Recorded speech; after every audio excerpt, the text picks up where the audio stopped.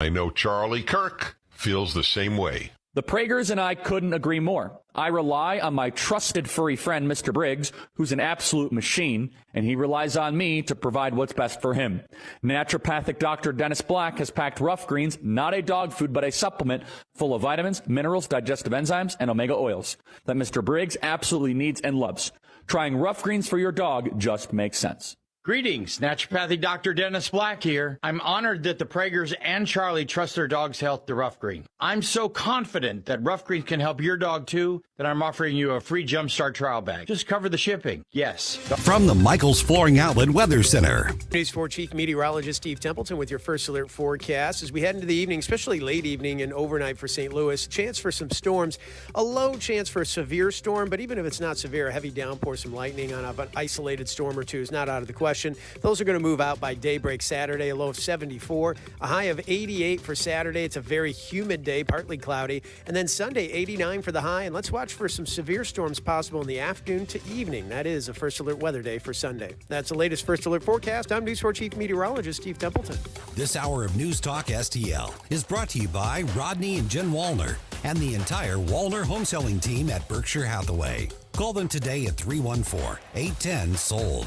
314-810-SOLD. Tony Colombo here, reminding you to visit my friends at Bluff City Outdoors in Alton before your next trip into the great outdoors. For decades, Bluff City Outdoors has covered all the needs for area fishermen, and they'll always have all the best bait, tackle, and gear for your next trip on the water. And now they cover all your bow hunting needs, including their state-of-the-art indoor archery range and techno hunt system, open every day for you to come shoot, or you can join a league. Follow Bluff City Outdoors on Facebook and learn more at bluffcityoutdoors.com. I'm Dr. TJ, owner of the Institute of Natural Health, co-owner of Optimal Nutraceuticals, and the host of Wellness 101. Wellness 101 is designed to cut through the nonsense and provide you common sense, science-based information regarding health and wellness. On the show, we discuss topics like thyroid health, gut health, hormone optimization, and many others. Our show airs Saturdays at 10 a.m. and 2 p.m. and Sundays at 11 a.m. and 3 p.m. right here on News Talk STL. For more information, visit us at inhstl.com. That's inhstl.com. So many ways to listen to News Talk STL. Enable our Alexa skill. Hello. Hey, Alexa. Yes, I'm listening. Play News Talk STL. Welcome to News Talk STL, conservative talk radio for St. Louis. Welcome to another edition of Fritz's Friday on the Tim Jones and Chris Arps Show. Visit one of the 5 area Fritz's locations this weekend. Family owned and operated since 1983. Tim Jones and Chris Arps in the afternoon. The 9 most terrifying words in the English language are, I'm from the government and I'm here to help. The more you remove voting from Election Day, the more opportunity you're offering for people to commit fraud. Are you not entertained?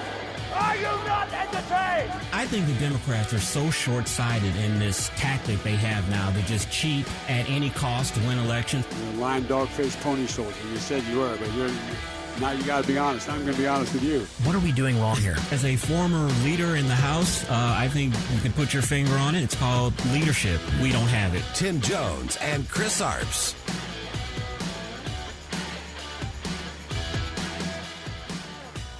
Good afternoon and welcome into the Tim Jones and Chris Arps show here at 101.9 94.1 News Talk STL. It is 4:06 in the PM on a fantastic Friday afternoon, August the 4th, 2023. And for the moment, Chris Arps, it's not raining in the Midwest. Give it an hour or so. It is not raining, but for me right now, it wouldn't matter right now because my sunshine, Becky Arps, will be back tomorrow. Yes. After a 2-week trip to New York to visit her sister. So I'm very excited about that. So we got a packed show today, a lot of good guests. Mm-hmm. Let's get this show on the road and get it done. Absolutely. And get her done. And we have a special guest in the studio on the Wheels of Steel today, Producer Quentin in here. Yes, sir. Who is the producer for the Larry Connors USA Daily Report show. And Q, there's some big news on that. Larry Connors and you will be on with us for 2 hours beginning on Monday. Immediately following the Tim Jones and Chris Arps show as always, but 2 hours instead of 1. That'll be followed by Joe Pags, and then new addition to the lineup, Ben Shapiro from the Daily wire. Mm-hmm. And Tim, you and I have been in the radio business long enough to know that when a show gets expanded from an hour to 2 hours or beyond, that's because of a strong listener demand. The listeners demanded 2 hours of Larry Connors, and we are glad to oblige, and we're glad to be the lead-in show to Larry Connors USA. We would all argue that we are the best live local radio station here in the St. Louis region, covering everything from the international to the local and everything in between. But I think if you look at our lineup, Chris, the facts prove that to be true. We've got more local shows, I think, than anybody else in the region from top to bottom. We have the fantastic syndicated product. We're the only purveyors of Dan Bongino. Top to bottom, this is a fantastic radio station that has been built in just barely 2 years. We got many more years and many more surprises and fun ahead of us. Look, nobody has, no other conservative radio station has two St. Louis legends in their lineup like we do. That's Vic Porcelli and also Larry Connors. That right there, I think, gives us a lot of credibility and a lot of stature.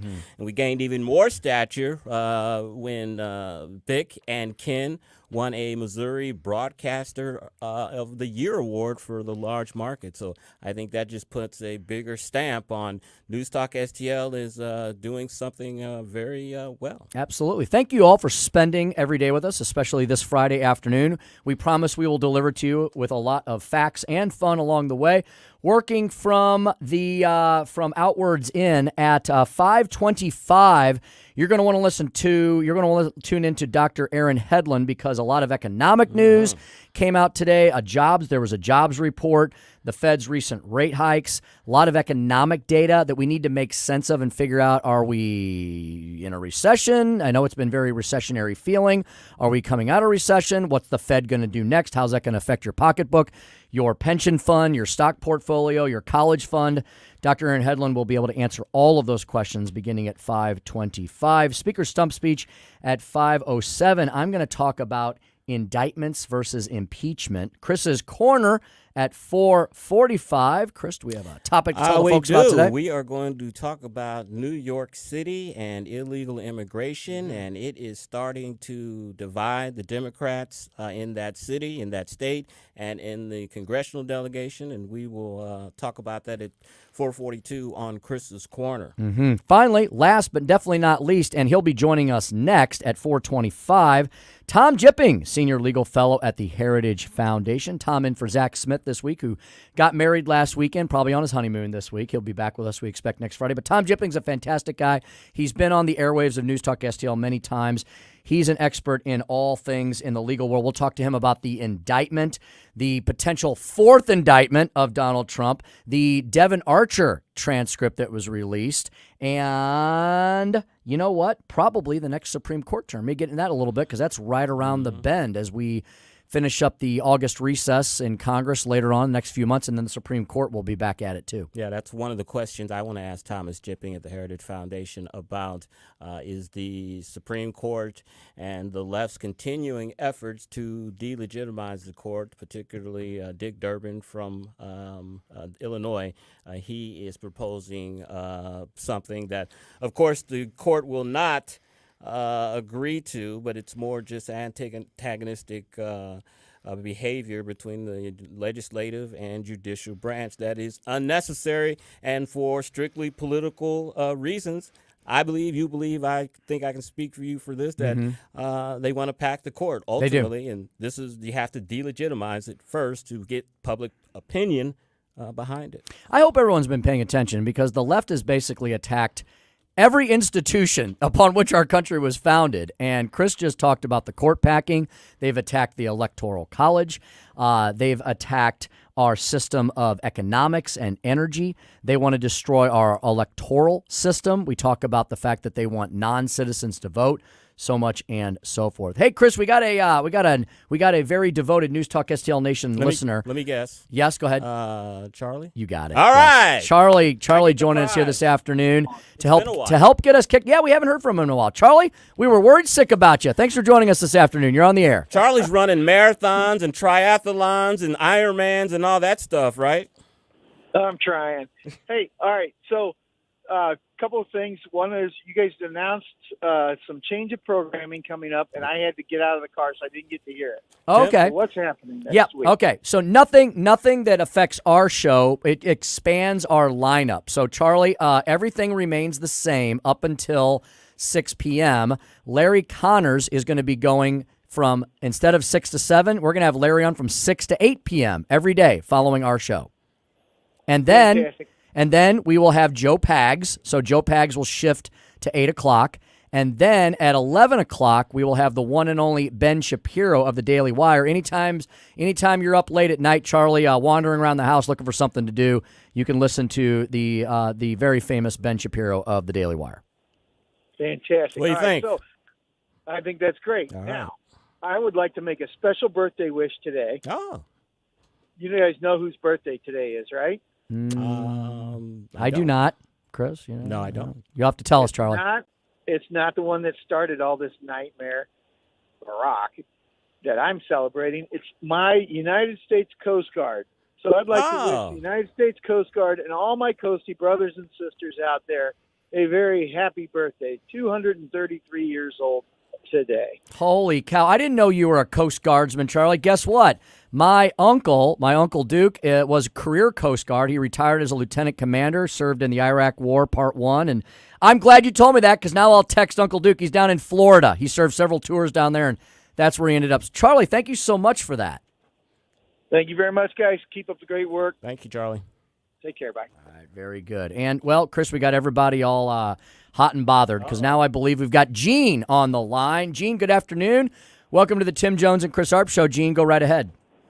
Good afternoon, Tim. Hey, Chris. Gene, how are you? Hey, I'm good, thanks. Glad Becky's coming home there. Oh, so am I. I bet. I just wanted to make comment. When people are talking like Mayorkas and things on the border, I wish somebody would ask him, what exactly is your definition of the borders working? And with all the other things in the administration, it's doing exactly what they want. They want open borders, and they want to destroy this country, and they're doing a damn good job at it. Gene, that question would have probably been asked here at the end of the summer. Impeachment proceedings were, the pre-impeachment proceedings were well underway to impeach him. There had been a report out that said that he had been reckless in his duties. But now with everything that's going on with Joe Biden and all these allegations are coming out, they've pushed it back until later in the fall. But I'm sure if the impeachment proceedings against Mayorkas would have been on schedule, that question would have been asked along with other tough questions. Yeah, but it's too bad Congress can't walk and chew gum and do a couple of things simultaneously. I agree. That'd be efficient. I guess that doesn't work in government, Todd.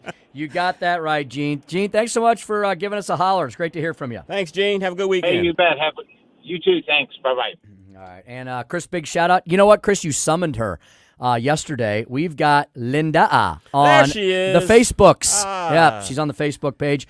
Hello, Linda. And that reminds me that we should say hello to producer Katie. She was a little under the weather this week. We expect her to be back on Monday. She's doing fine. And so that reminded me, Linda, of course, reminding me, Linda Bailey there, reminding me of our Katie Bailey Fitzpatrick. So Katie will be back with us on Monday. And that's why Joey's not in here today because we had to do, we have what's nice is the station has expanded so much over the last few years. We've got all this awesome weekend programming, and some of it's live, some of it's pre-recorded. We can't, cram it all in, so we do a lot of production work for that on Fridays, and so that's what Joey's doing while Q's in here, and Leah's somewhere else, and Katie's at home, so I don't know. Tony figured it all out somehow. When you come in here on a Friday, that's when you can tell that the station is growing because it's very busy. A lot of people here doing programming. Absolutely, indeed. Or content is our own Jeff Allen. Content. Yes, the content. The content. Chris, I'm really glad that Becky is getting the heck out of New York City today because we were just watching the Big Fox here, and there were two very disturbing stories coming out of New York today. There's an update on that Gilgo Beach murderer who sounds like a modern-day... You have to say alleged, Tim. You're alleged. Modern-day Jeffrey Dahmer or something Jack out the of Ripper. Hannibal Lecter out of Silence of the Lambs. Chris, they've allegedly discovered the seventh set of remains. And there was a bucket loader digging up something in the backyard. I'm like, I don't even want to know. Somebody will make a movie. And then we were watching this flash riot that developed on the streets of New York because some YouTube influencer, ScrewTube is always a problem, isn't it? It is. Decided to give something away, and it caused this panic. And it looked like I asked Q, was that a riot? He goes, well, not really, but it may be now. And it's just there's mayhem going on because all these people flooded into Manhattan for some giveaway that this YouTuber announced.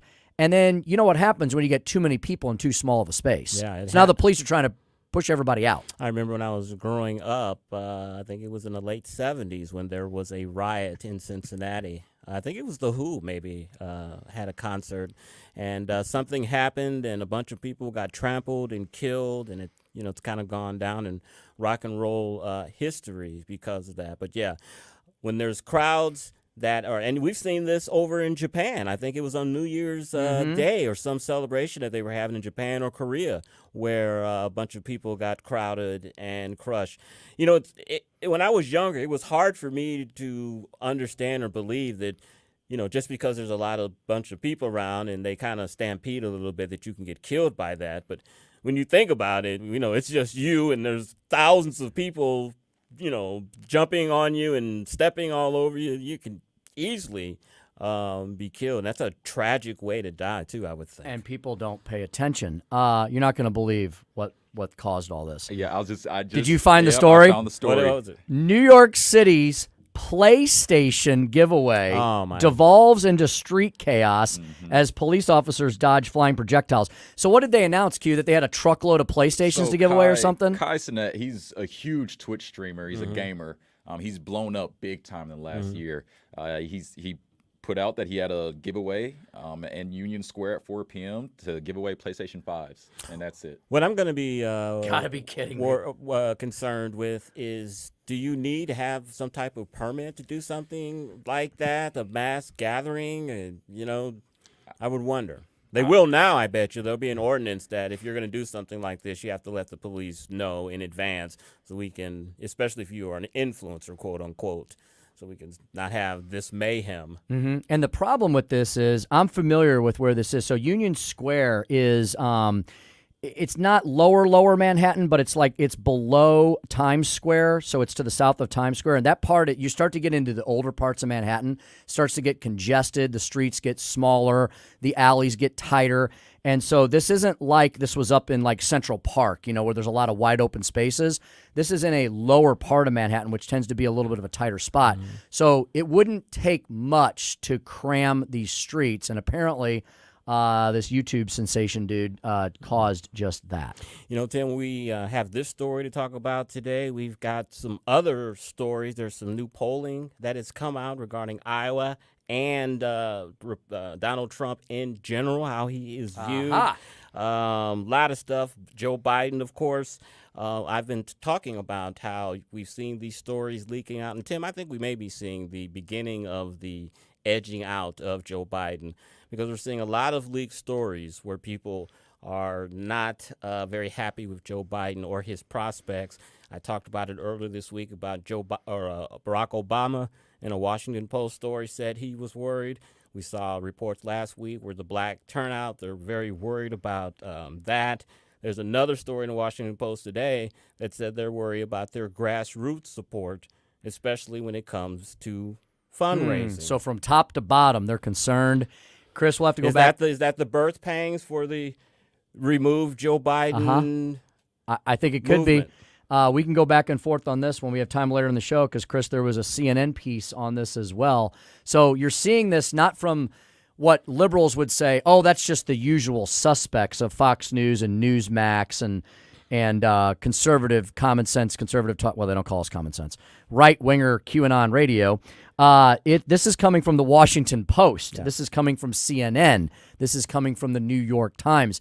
When the canary in the coal mine, Chris, starts sounding the alarm bells, yeah, I think we're all onto something. And, Chris, what about the fact, do you think it's just an accident that Gavin Newsom agreed to debate Ron DeSantis on national television? Whether or not Ron DeSantis has a chance at the nomination, Gavin Newsom sure wants a chance at his party's side, so he's going to have a nationally televised debate, potentially on Fox News, on a national stage, as Joe Biden seems to be, to your point, faltering. I think the media is trying to cover for him right now as much as they can. We keep hearing the similar refrain that there's no evidence that Joe Biden was involved in this. There's no connection.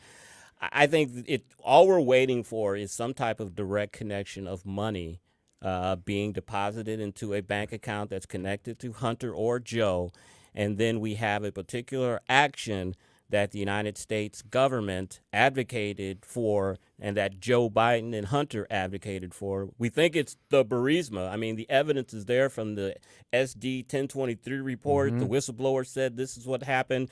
This one guy said he's got, the Russian said he's got tapes of the conversation.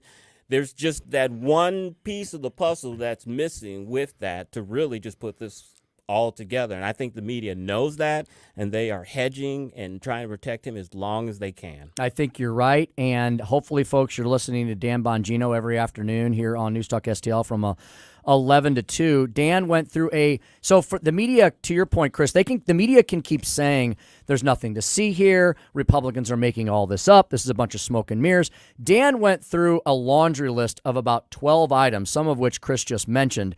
Dan went through this exhaustive list. He repeated it several times during his show about all the things that do point to exactly what we're talking about here, an international bribery scheme where Joe Biden may have been selling access to our nation to people who are not so much our friendlies.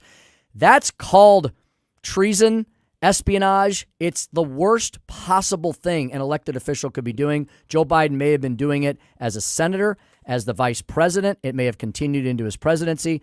As you said, Chris, they're only missing a piece or two. The walls definitely seem to be closing in, and I'm going to argue in the Speaker's stump speech, this is the perfect time to launch an impeachment inquiry. Yeah, and the dots are there to connect if you want to see them, see the dots. I mean, no pun intended, a blind person could see this, and I'm not even talking about Braille when it comes to dots. This is so obvious what's going on. And, we'll talk about this with Thomas Jipping, who's taking the place of Zach Smith at 4:26 when we come back. Perfect segue. We'll bring in Tom Jipping next to talk about all the issues Chris just mentioned and so much more. The walls closing in on the Biden criminal crime family, the Trump indictments, and more with Tom Jipping, senior legal fellow at the Heritage Foundation, up next here at 101.9 94.1 News Talk STL.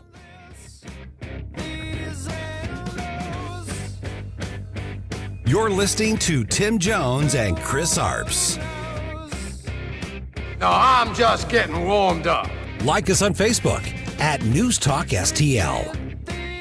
From the Michaels Flooring Outlet Weather Center. News 4 Chief Meteorologist Steve Templeton with your first alert forecast. As we head into the evening, especially late evening and overnight for St. Louis, chance for some storms.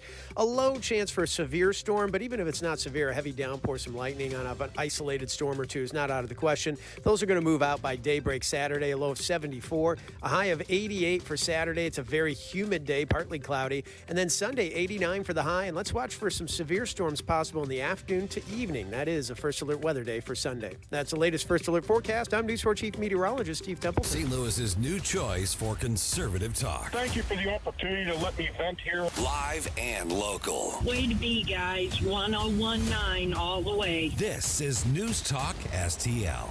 I am home.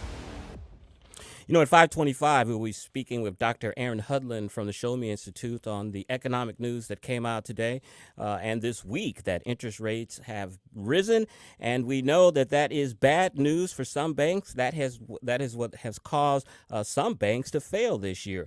Well, you don't have to worry about that at Royal Banks of Missouri. They are a full-service, locally owned and operated independent community bank that have been around since 1964.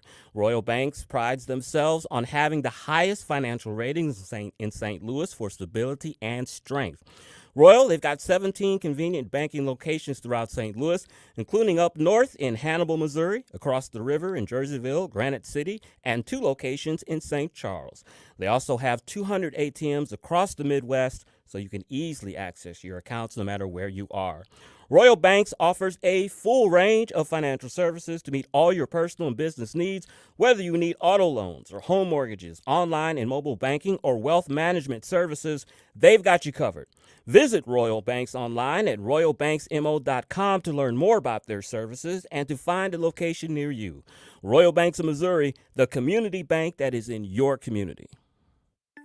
The Herzog Foundation is the vision of its founder, Stanley Herzog, and it exists to promote and accelerate the development of quality Christ-centered K-12 education. Hi, this is Daryl Jones, president of the Herzog Foundation. Our primary goal is to advance Christian education so that families and culture flourish. The legacy of Stan's business career centers around making national transit ecosystems accessible and sustainable. Likewise, the legacy of Stan's philanthropy centers around making the ecosystems of Christian education more accessible and sustainable for families across the nation. Visit HerzogFoundation.com to learn more about our programs, including trainings, scholarships, conferences, news, and our podcast, Making the Leap.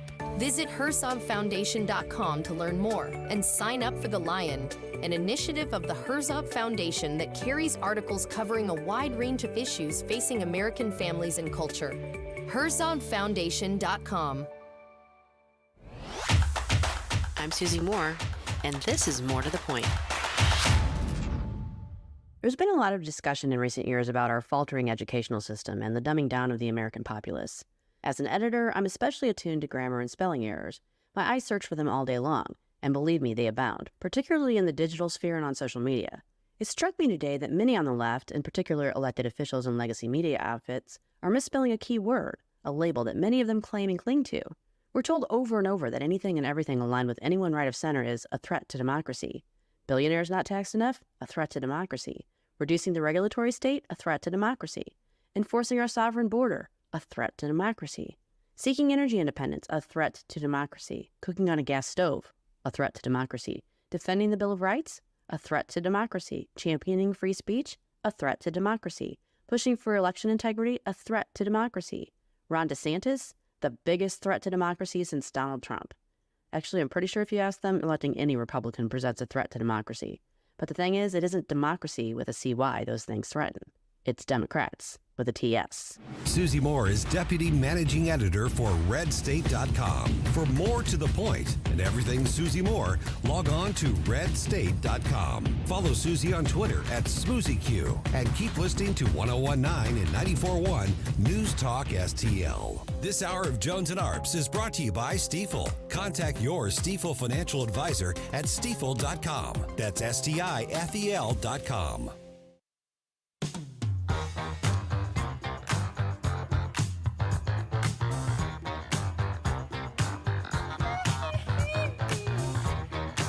Tim Jones and Chris Arps in the afternoon.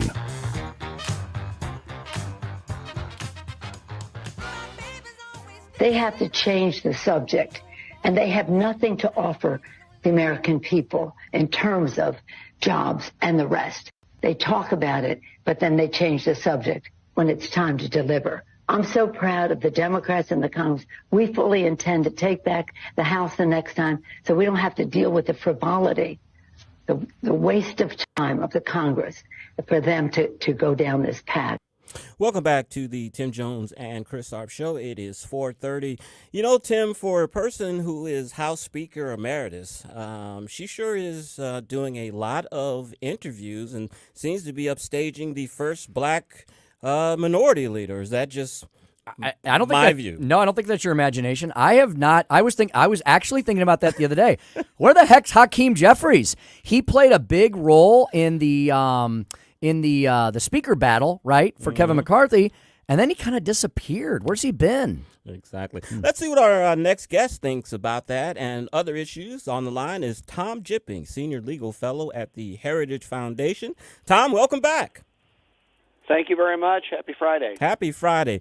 Tom, we'll talk about the possible impeachment of President Biden during this discussion. But what I'd like to talk about, of course, is the indictment, this latest indictment of President Trump. It seems President Trump is stating, and his attorneys are stating, that his free speech is being criminalized by the special counsel. The special counsel says they are not criminalizing his free speech, that it's his behavior and his alleged attempt to hold on to power after he knew he lost. That is their case. What is your opinion, sir? Well, I think it's somewhere in between, because this indictment alleges 3 conspiracies. The indictment itself, which I thought was kind of odd, it gives lots and lots of detail about one of them and nothing about the other 2. I don't know whether that means that those other 2 were just kind of afterthoughts, but the main charge is that he made knowingly false claims about election fraud and used those claims to interfere with the process of counting, certifying the election. So you have both actions, things that he did, but those are connected to claims that he made, and the prosecutor has to prove beyond a reasonable doubt that that those statements were knowingly false. That is, that he knew they were false and made them anyway. That's going to be very difficult to prove. It's not exactly like criminalizing free speech, but it is very difficult to prove, and there's a lot at stake for this prosecutor. Tom, great to speak with you again. Tim Jones here. I want to follow up on that mens rea element, that intent element. And Tom, I'm actually an attorney by trade. I was my first job, I was a prosecutor, but I'm digging way back here, Tom, into my law school and early prosecutor days to remind myself about the intent level here.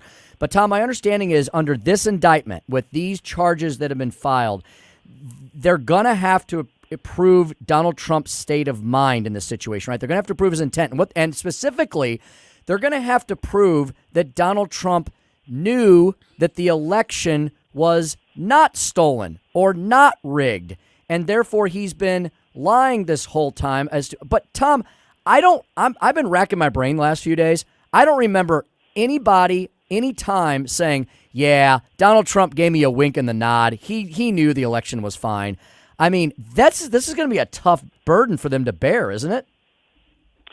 It is, and they're really the only evidence, or the only kind of evidence that they have, is that he was advised repeatedly that there was no evidence of election fraud. I think they'll probably talk about the fact that though he said it 1,000 times, he never offered real evidence that there was election fraud. I think that's a big point. But at the same time, he was advised by, top-level lawyers, etc., that there was election fraud. That's going to be the difficulty for the prosecutor. It's not just that all of the information that Donald Trump received was on one side, and yet he ignored it and made contradictory statements. He got advice from different people on both sides, and so that's going to really muddy the waters as to, you can't do a Vulcan mind meld, where you kind of pull out of his head exactly what he knows or doesn't know. That's a more mixed picture than I'm sure the prosecutor would like it to be. We're speaking with Tom Jipping, Senior Legal Fellow at the Heritage Foundation. Tom, one of the things that we know that the president, of course, is being charged with fraud. And in a podcast that I was listening to is they were saying that the Supreme Court codified that fraud has to be for financial gain or gain of property, and that what the prosecutor is doing is expanding fraud to try to get a conviction, and that if that's what they want to convict Trump then that Congress has to change the statute to reflect that. Can you talk about that? Well, it's not just fraud per se. There is a federal statute that prohibits and makes criminal defrauding the United States, and that's the phrase that's in the statute. You're right in suggesting that when we think of fraud, we more naturally think in terms of things that are obtained or kind of thing. In this case, the defrauding is by using these false statements to interfere with an official government function, which is counting and certifying the votes. As far as I know, that is a stretch. That is a different application of that defrauding the United States idea, but that is the language that's in the statute, and I'm sure while the prosecutor is trying to put his ducks in a row as to prove that language fits, Trump's lawyers are, I'm sure, making all kinds of arguments that it doesn't. But that is the language in the statute. Mm-hmm, mm-hmm. Yeah, Tom. The more these indictments are dropped, the more they sound the same. They're like they all sound like they're trying to fit novel legal theories, square pegs into round holes. But we'll see what develops there. Tom, moving to a different subject now. Chris mentioned this when we first began our discussion. On the other hand, on the other side of the world, the other side of the media world that a lot of the media isn't covering, we have this ever-growing escalation of buzz and activity and smoke and maybe even some fire starting to appear around the Biden family and their dealings around the world that are potentially suspect. Tom, boiling this down to its element, it seems like, unlike some of the other scandals we've had in our nation's recent past where they seem to be very complicated and complex, this one's kind of a simple question, isn't it, Tom? Whether or not Joe Biden was bribed by international foreign actors. I mean, you would think, Tom, that somebody there would be a Woodward and Bernstein moment where somebody in the, quote, mainstream media would be interested in such salacious allegations, including especially when you add that to the fact that there actually seems, unlike the Russian collusion case, to be a lot of there here, right? Yeah, it is a simpler and it seems like a more familiar kind of scenario to your average American, something that they might have seen on The Sopranos or something, as opposed to some of the issues that were involved in the two impeachments. I do hope that the House moves forward with passing a resolution to start an official impeachment inquiry. And the reason is they don't have to do that. Members have already filed articles of impeachment. They can go right to that step. But the reason to do it is because the investigations that are happening right now have to be pretty limited. Congress, under the Constitution, has legislative authority, which means ordinarily any investigating that they do has to be related to the legislative process. But the House has separately the power to impeach. So if the House shifts this into the lane of an impeachment inquiry, that gives the committee, it might be the Judiciary Committee, a lot more authority to fully conduct the kind of investigation that's needed. And so I hope they do. You remember when House committees were investigating Trump, and that went all the way to the Supreme Court. It had to do with his financial records, but the Supreme Court actually said they had gone too far. He said they had gone beyond legislative-type investigations into something that's more appropriate for the executive branch. So here I hope for the integrity of the investigation, but also for the authority and the tools that can be provided, I hope that the House moves into that impeachment inquiry mode. We're speaking with Tom Jipping, Senior Legal Fellow at the Heritage Foundation. Tom, we've seen the left's efforts the last few months to delegitimize the Supreme Court. Just to yesterday, Senate Democrats are asking for Justice Alito to recuse himself from court ethics and tax cases. Judge Kagan said this yesterday at a Ninth Circuit Judicial Conference, quote, "It just can't be that the court is the only institution that somehow is not subject to checks and balances from anybody else. We're not imperial. Can Congress do various things to regulate the Supreme Court? I think the answer is yes." What is your opinion, Mr. Jipping? Well, I think Justice Kagan was kind of using the same misleading way of describing this that the left and the media do. The fact is there are three areas of ethics type issues. One is financial disclosures. One is recusal, whether a judge should step away from an individual case.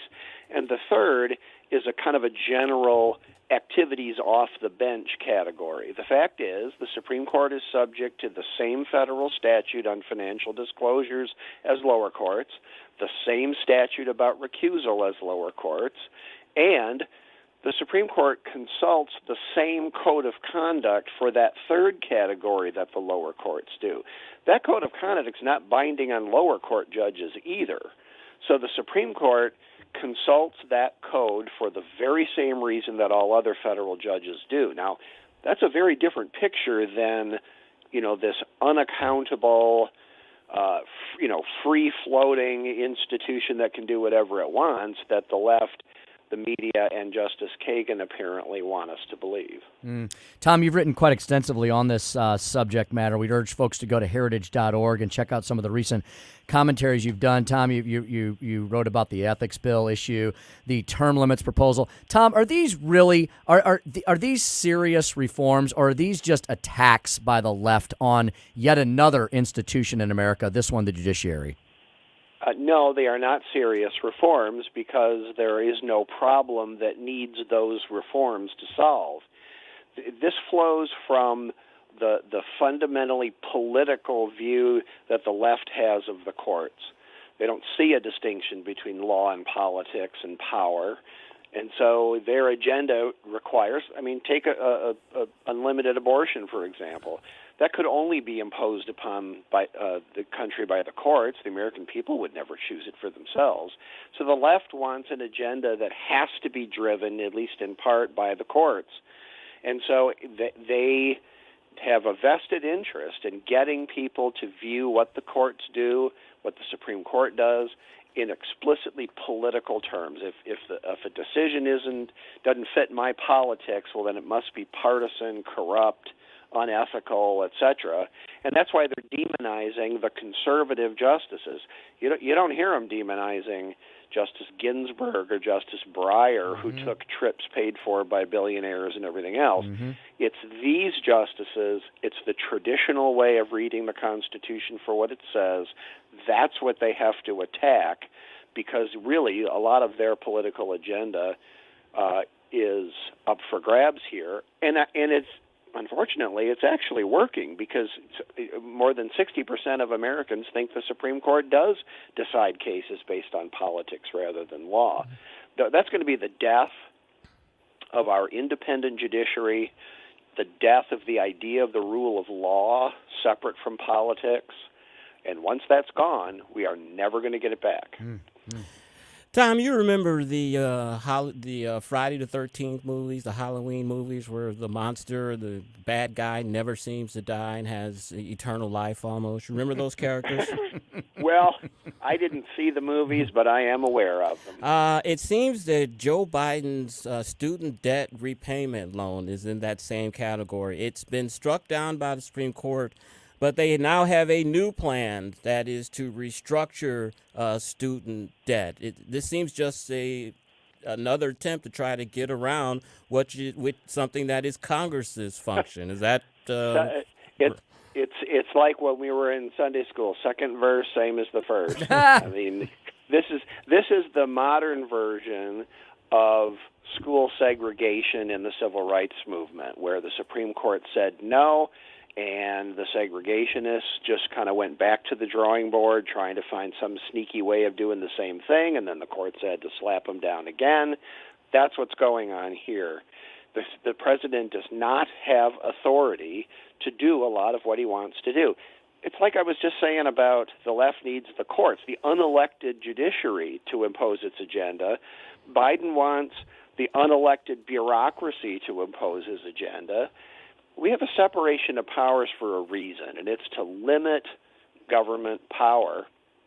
Joe Biden wants unlimited government power, and that's why he's going to pushing the envelope and continuing to try to do what the Constitution does not give him authority to do. He's violating the Constitution he took an oath to support and defend.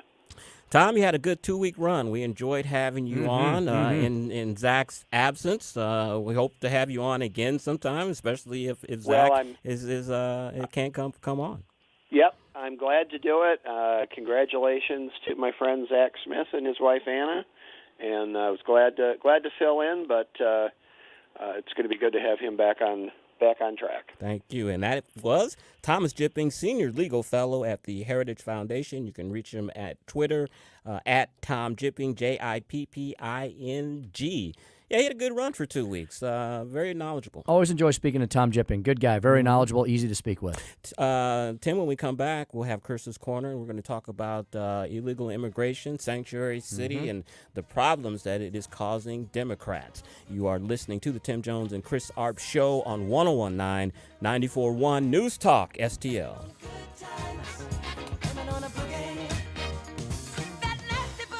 This is News Talk STL at 101.9, 94.1, 99.1 HD3 and newstalkstl.com. What the hell do you have to lose?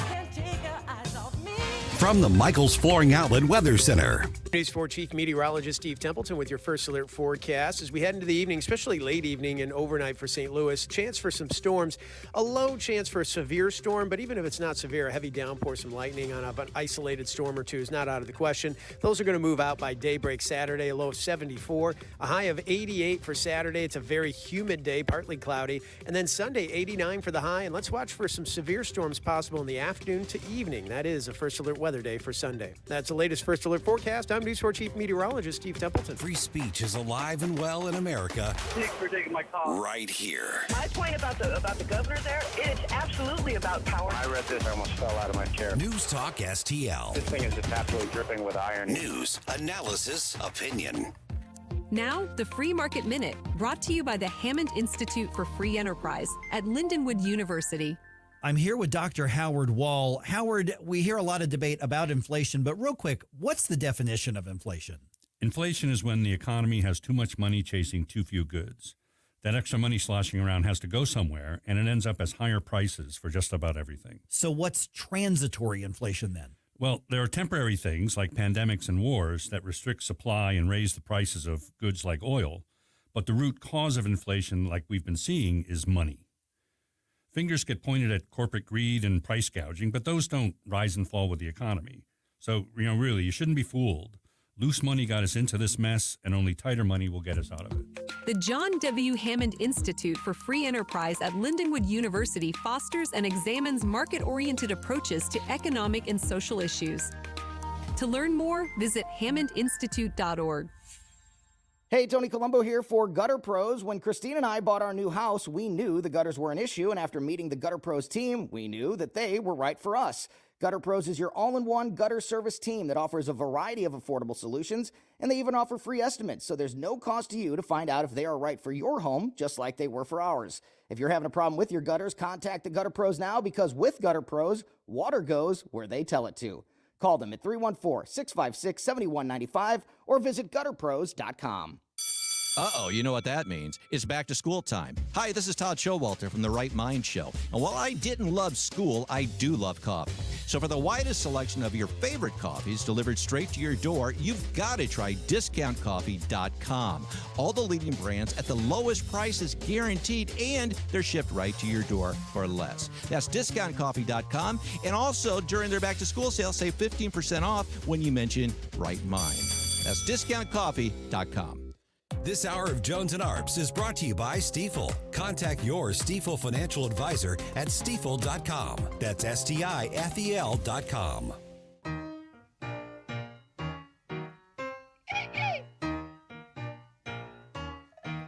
Watch this, y'all. Everybody's got a thing, but some don't know how to handle it. Always reaching out in vain. You're listening to Tim Jones and Chris Arps. The economy is booming. Yeah. Inflation is down. The stock market is doing well. People are having an easier time putting bread on the table, etc. He doesn't seem to be getting the credit for that. Only 41% approval.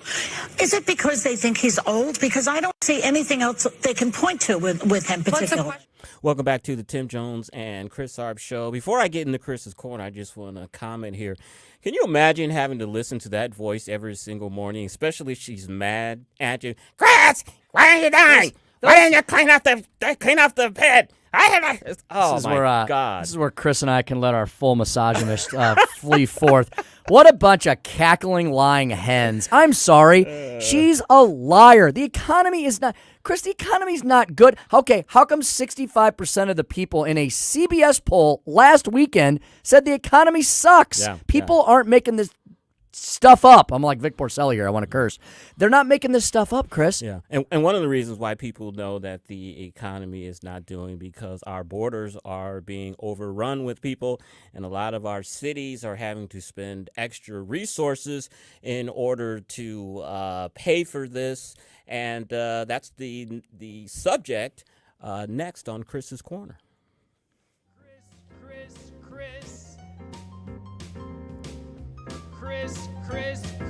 Chris. And if you don't know, now you know. And now, Chris's Corner. You know, New York City and other blue cities years ago used to pride themselves because they were sanctuary cities, which means that if an illegal alien made their way up to their city and they committed a crime, the city had no obligation whatsoever to report you to border authorities. So, of course, illegal aliens would flock to cities like Los Angeles and San Diego and of course, New York City. Well, we've seen an explosion of that this year, so bad that the mayor, Eric Adams of New York City, has asked for emergency power to rescind New York City's emergency status. You know, the city has said that it's costing them up to $1 billion in order to house these illegal immigrants. Some of them are staying in 5-star hotels. They're trashing these hotels. We've seen the stories. Eric Adams at one point tried to send the illegals stealthily to New Jersey. And you remember he was always upset that Florida and New Jersey were sending these people to New York. He basically was doing the same thing. We talked about it on one of the Chris's Corners that they had a plan to house the illegal immigrants in elementary schools, not closed elementary schools that they were no longer using. These are elementary schools that were in function, that were running. The immigrants would stay in the gyms, and they would shower or wash themselves up in the restroom. This is becoming a political headache. As we know, it is 2024, and there is an election next year. And all of this turmoil is causing a rift between Democrats in New York. Local Democrats, Tim, they wanted to make it easier for asylum seekers to quickly get authorization to work while they await their immigration cases. This is, of course, they believe will take the burden off of the city and state to support them. But the White House fears that if they do give these folks quicker worker authorizations, what do you think will happen? Everybody from down south of the border will flee to the United States. Some of them want the United States to declare a state of emergency in order to get more funding for this. But then you have Senators Sinema in Arizona who's saying, why is New York and these states getting extra money and being declared states of emergency when we are the ones that are really on the border? This is what Kristen Sinema said. She said, the reason the money is going to New York is because the Speaker of the House is from New York, and the leader of the United States and the leader of the United States Senate is from New York. That's Kristen Sinema. Then you have another Democrat who said, you break it, you bought it. It should not only apply to retail shoppers, but with those governments that approve these asinine sanctuary city laws. That's Representative Nick LaLota of Democrat of New York. So the Democrats, the progressives, they are the compassionate party. We shouldn't have any borders. If you can somehow make it across the Rio Grande without drowning or a coyote killing you, and you can make it to the promised land, then you should be able to stay and do whatever you want. They're seeing the consequences of that policy. They see what has happened to Texas and Arizona and those border states for years, that the influx of these illegal immigrants, they tax the healthcare system, they tax the education system. They bring diseases. Some of these diseases that I got immunized for in the 70s as a kid, we're seeing public service announcements from the government talking about whooping cough and rubella, diseases I thought were obsolete. They are not, because we're allowing third world people from third world countries who are not immunized to come into our country and intermingle with those that are not. So I hate to see this humanitarian crisis in New York City, but in another sense, I'm kind of gleeful in a bit. So they see this is what your policies have wrought, and as the Congressman Lalotta said, if you break it, you bought it. And that is Chris's Corner. Chris, it's amazing that they want to criminalize Donald Trump's thoughts or lack thereof and say that he defrauded America. One of the biggest frauds on America, Chris, over the last 2 decades was the fraud of the virtue signaling of sanctuary cities, and now they won't admit that they were wrong about them from the beginning. Exactly. Speaker Stump's speech will be along those same lines, and at 5:24, Dr. Aaron Hudlin, chief economist at the Show Me Institute, will talk to him about rising interest rates. You're listening to the Tim Jones and Chris Arps Show on 101.9, 94.1 News Talk STL. Like us on Facebook at News Talk STL. Is your portfolio prepared for the biggest risks facing investors today? Hi, it's Tim Jones. High inflation and a rapidly changing economy may impact your investments. If you haven't made appropriate changes, your portfolio may not be positioned to address some of the biggest risks in today's economy. That means it's time to request your free portfolio review from the ClearPath Wealth Management Group at Stifel. You can hear their latest views on the markets and investing during On the Money, hosted by Stifel financial advisors Bob Stockdale and Eric Robert, every Saturday morning at 9 a.m. on News Talk STL 101.9. They can help you get organized, guide you through critical retirement decisions, and create a portfolio designed around your needs. To schedule your free portfolio review, go to clearpathinvesting.com. That's clearpathinvesting.com, or call 636-695-2650. That's clearpathinvesting.com, 636-695-2650. Stifel Nicholas & Company, Incorporated, member SIPC and NYSE. Mark McCloskey here, and my friend Mike Lindell and his team at MyPillow are having a big sale to celebrate their 20th anniversary and the sale of over 80 million pillows. Mike and his team want to thank everyone by giving you the lowest price in their history. The MyPillow queen-size pillows that are regularly $69.98 are now just $19.98, and for just $10 more, you get a king size. MyPillow's patented fill adjusts to your exact individual needs to help you get the best sleep ever. Patty and I have slept on MyPillows for a long time, and we just got our new 2.0 pillows and a set of Giza Dream Sheets, and we love them. Go to MyPillow.com to get queen-size MyPillows for only $19.98, or call 800-645-1392 and use the promo code ONFIRE. In addition to this special anniversary offer on the MyPillows, you will also receive deep discounts on all MyPillow products. Go to MyPillow.com or call 800-645-1392 and use the promo code ONFIRE to unlock these savings. KLGY HD3 Clayton, K270BW Bellefonte, KNBS Bowling Green. This is News Talk STL at 101.9, 94.1, and always streaming at newstalkstl.com. Hour from townhall.com. I'm Keith Peters reporting. Ukrainian sources say a Russian naval ship has been damaged in a Ukrainian naval drone attack in the Black Sea. The video footage is dramatic. It seems to show the view from a drone as it skims across the surface of the sea before scoring a direct hit on a ship's hull. According to Ukraine's security agency, the ship was the Olenogorsky Gornyak, a Russian Navy vessel now rendered inoperable. Footage posted on social media does show a ship listing in the water as it's towed away. Russia hasn't commented on Ukraine's claim, but earlier said it had repelled a drone attack in the same harbor. That's BBC correspondent Paul Moss reporting.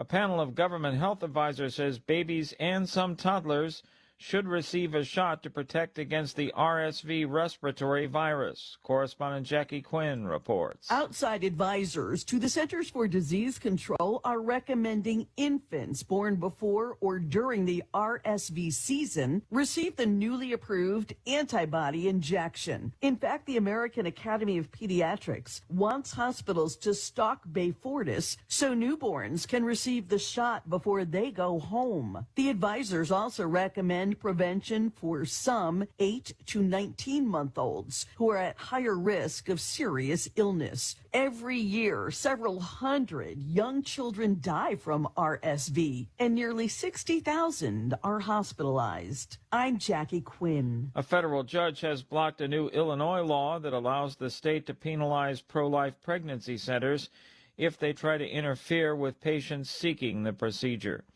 On Wall Street, the Dow down by 150 points, the Nasdaq dropped 50, the S&P lower by 23. More at townhall.com. We all know Joe Biden isn't getting the job done and too often is making things worse. That's conservative business leader Doug Burgum, one of America's most successful governors. Raised with small-town values, Burgum built a billion-dollar company, creating thousands of jobs. As governor of North Dakota, Doug Burgum cut taxes, balanced the budget, and helped pass term limits. Where we come from, when something isn't working, you stop and you try something new. That's common sense. Joe Biden has got to go. As president, Doug Burgum will unleash American energy and end Biden's inflation. He'll secure the border to stop the flow of illegal drugs. And Burgum will rebuild our military to win the Cold War with China. Do you believe that the economy, energy, and national security are critical to our nation's future? Remember, that's why I'm running for president. Best of America PAC paid for and is responsible for the content of this advertising. Not authorized by any candidate or candidates committee. www.bestofamericapac.com. Here's the Wall Street Business Report. From the Michaels Flooring Outlet Weather Center. News 4 Chief Meteorologist Steve Templeton with your first alert forecast. As we head into the evening, especially late evening and overnight for St. Louis, chance for some storms. A low chance for a severe storm, but even if it's not severe, a heavy downpour, some lightning on an isolated storm or two is not out of the question. Those are going to move out by daybreak Saturday, a low of 74, a high of 88 for Saturday. It's a very humid day, partly cloudy. And then Sunday, 89 for the high. And let's watch for some severe storms possible in the afternoon to evening. That is a First Alert weather day for Sunday. That's the latest First Alert forecast. I'm News 4 Chief Meteorologist Steve Templeton. This hour of News Talk STL is brought to you by Stifel, serving investors for over 130 years. Contact your Stifel financial advisor at stifel.com. That's STIFEL.com. From the home office in St. Louis, Missouri, it's the top 4 reasons you need to listen to The Right Mind Show with Todd Showalter this Saturday night at 5. Hi, it's Todd Showalter. This week on The Right Mind Show, we'll discuss just how woke and wacky both colleges and California have become with my buddy Professor Jim, plus our very own Right Mind political commentator, Rich Rubino, and of course, Joey V and Coffee King Kirby. So join us at 5 on Saturday right here at News Talk STL. HomeWise with Michael Midget. Hi there, Michael Midget here. Coming up this Sunday on HomeWise Radio, a common question when buying a home is how much should you put down? We all think we know the answer, but do we really? What if what you believe is wrong? What if there was a process that would give a better answer? Could you make a better decision? Join me this Sunday for this and more. HomeWise, Sunday mornings at 9 on News Talk STL. Get more HomeWise at homewiseradio.com. If you find yourself feeling out of place in the world, it's comforting to know conservative values haven't been abandoned everywhere. Thanks for being my voice in all this. This is News Talk STL. There are people out there that feel the way that I feel and say what I say. Welcome home. This hour of Jones and Arps brought to you by Window World. Simply the best for less. 314-993-1800 or visit windowworld.com. Tim Jones and Chris Arps in the afternoon. The 9 most terrifying words in the English language are, I'm from the government and I'm here to help. The more you remove voting from Election Day, the more opportunity you're offering for people to commit fraud. Are you not entertained? Are you not entertained? I think the Democrats are so short-sighted in this tactic they have now to just cheat at any cost to win elections. You're a lying, dog-faced pony soldier. You said you were, but you're Now you got to be honest. I'm going to be honest with you. What are we doing wrong here? As a former leader in the House, I think you can put your finger on it. It's called leadership. We don't have it. Tim Jones and Chris Arps. That they thought they were done with Donald Trump. Then he decided to run for president again. And the problem they have on the Democrat side, he just pointed out, Joe Biden. Joe Biden has not only failed this country utterly, he is unable to do the job of president of the United States. We can see that day by day. He's got the corruption that keeps coming out day by day. We find more and more evidence of what happened. So they're in a corner on the Democrat side. They have a real problem on their hands. So what did they do? We all saw it. They have weaponized every system possible against their political opponent, third world communist tactics. What they never guessed would happen, though, Sean, is happening. It has made Donald Trump stronger. And everyone sees it. Yep, hard to argue with that. Welcome back to the Tim Jones and Chris Arps Show here at 101.9 94.1 News Talk STL. Happy Friday, August the 4th, 2023. It's 5:07 in the p.m. Chris, that was Lara Trump, Lara. She is married to Eric Trump, I believe. And Chris, I'm really impressed with how far she's come as a spokesperson for the family. I think she's one of the best spokespeople for the family. She comes across as very genuine. Well, I think when you are a Trump and you have to face the fire of a hostile Democrats and media, one and the same, you learn to be a great spokesman. And when what she said there, that this has only made the President Trump stronger, she's got some proof, Tim. New York Times Siena poll came out today. This is an Iowa poll, New York Times, Siena. Donald Trump is at 44%. Ron DeSantis is at 20%, a 24% lead. Third is Tim Scott at 9%. Vivek Ramaswamy at 5%. Nikki Haley at 4%. Mike Pence at 3%. Doug Burgum at 1%. And Chris Christie is minus 1%. So wait a minute. How do you be? They literally have Chris Christie with the 1%, with the sign, the less triangle, than 1%. Less than sign. Yeah, less than 1% sign. Is he like the Hindenburg? He's kind of as big as the Hindenburg. I think everyone knows, and he knows it, but he's not being honest about it, that he is to be the attack dog against Donald Trump in the debates. As we've mentioned here on the show, there's bad blood between Jared Kushner and Chris Christie. Chris Christie put Jared Kushner's father in prison. And so there's bad blood here. You know why I think that'll never you know why I think that Chris Christie will never get the opportunity to attack Trump directly in a debate? Here's my conspiracy theory. So, as you just said, Chris Christie is below 1% in the polls. I believe that Trump is going to skip the first poll. Skip the first debate, right? He's going to skip the first one. Instead, he's going to do like a live stream with like Tucker Carlson on Twitter, and there's going to be more people watching that than the debate. Then when you get to the second debate, Chris, they've already announced the guidelines for it. You have to be above 3% in various polls, which means Chris Christie's going to get his moment in the sun for 5 minutes on the first debate, and then he's gone. All right, another poll came out. I want to get your thoughts on this one. Take it for what it's worth. This is a Reuters Ipsos poll, so of course they're going to lean a little left. Their poll has found that as many as half of Republican voters would not vote for Trump if he were convicted of a felony. The same poll found him expanding his share of the GOP primary vote to 47%. And Ron DeSantis plummeting, to just 13%. So that's an odd contradiction there.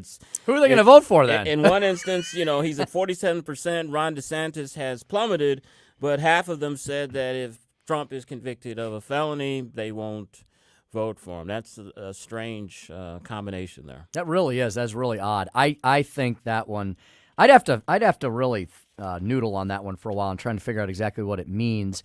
I would tend to look at the fact that after I don't know that voters are going to consider an actual conviction any worse than these indictments, right? Because I think people have already baked this in the cake. You know what I mean? Yeah.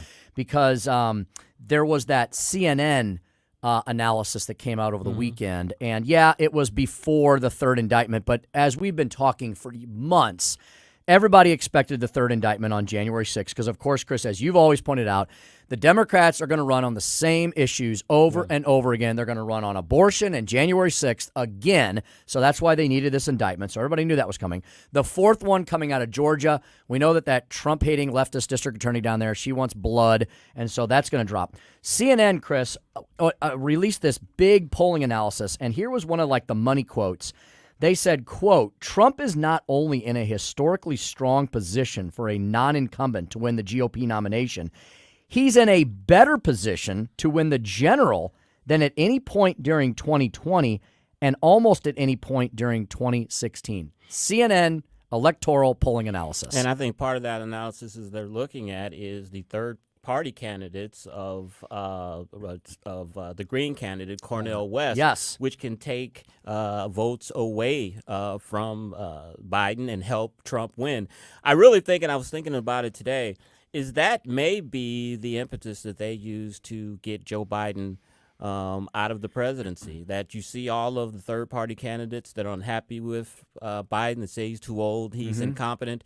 Maybe they can get rid of him and have the various factions within the Democratic Party, especially the left, can coalesce around a Gavin Newsom, around a J.B. Pritzker, someone like that, and then they don't have that third-party threat because the left can come around this candidate. They just can't come around come around for Joe Biden. Yeah, it's funny. For our listeners' sake, you're going to not hear this type of analysis anywhere else on, I don't care if it's national media or not, but we're going to talk about it here. The fact that, Chris, up until this election, typically third-party candidates were harming Republicans over the years, right? Typically, they were like Ross Perot-type candidates where they were fiscally conservative but more socially liberal, and so they would tend to pull support from the Republicans. This year, how bad is it that Democrats are having to deal with people like Cornel West and then this No Labels Party, which people like Jay Nixon, our former governor, the Democrat, are helping out, and that's going to pull support from them possibly as well. You remember Democrats blame Ralph Nader for helping George W. Bush win, and I think in the 2000 election there may have been a third-party candidate that helped. But you're right, though. Traditionally, it does help hurt Republicans, but in these last few cycles, it seems to hurt Democrats. Tim, I want to ask you this: as you're an attorney, you know that television cameras are not allowed in federal courts. But your buddy Adam Schiff, he is writing to the judges at a judicial conference to allow cameras in the court for Trump's trial. And here's what he says, and I want to get your thoughts on it. He said, "It is imperative the conference ensures timely access to accurate and reliable information surrounding the cases and all of their proceedings, given the extraordinary national importance to our democratic institutions and the need for transparency. Given the historic nature of the charges brought forth in these cases, it is hard to imagine a more powerful circumstance for televised proceedings.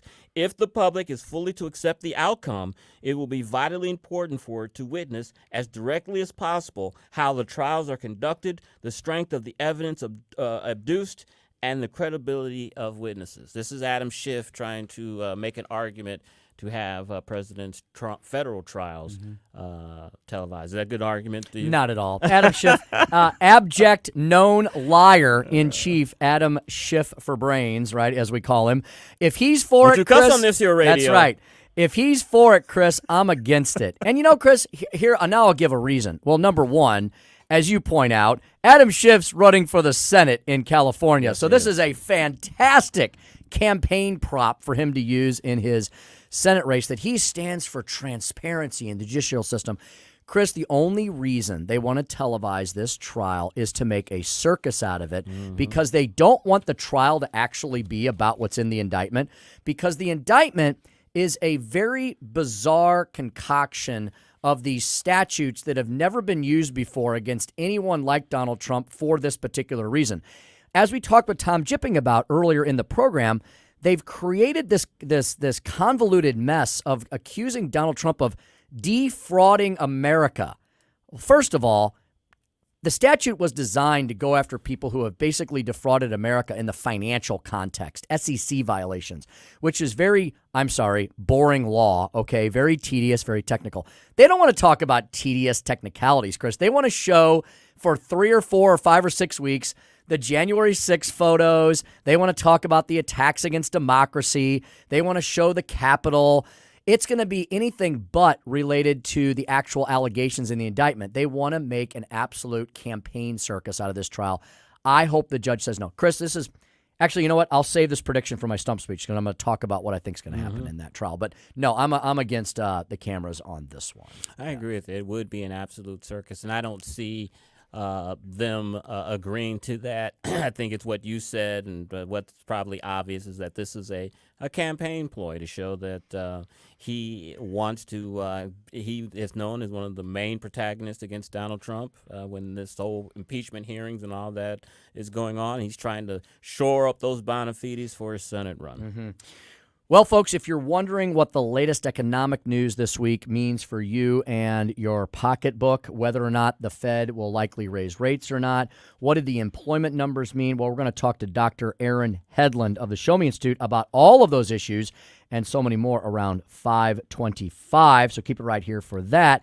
However, before we wrap up everything you need to know in this segment and get to the good doctor, we're going to treat you to the final Speaker Stump speech of the week. Listen to me, listen to me. I'm very consistent. I'm a very stable genius. It's time for the Speaker's Stump Speech, sponsored by Hanson's Tree Service at hansonstree.com.